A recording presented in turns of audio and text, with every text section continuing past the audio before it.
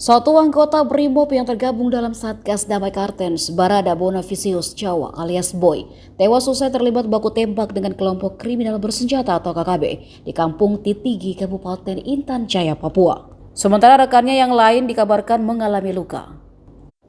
Kepala Bidang Humas Polda Nusa Tenggara Timur, Kombes Pol Arya Sandi menjelaskan korban meninggal karena terkena tembakan di bagian punggung sebelah kanan. Sedangkan korban lainnya bernama Baratu Rani Yohanes Heran yang terkena tembakan pada bagian paha kiri. Saat ini, korban Baratu Rani Yohanes masih dirawat intensif.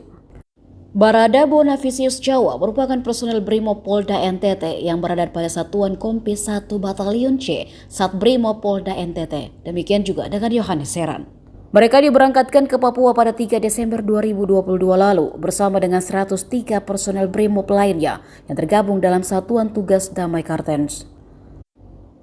Pada Desember tahun 2023, genap 1 tahun Bonavicius dan rekan-rekannya bertugas di Papua dan akan kembali ke Kupang, NTT.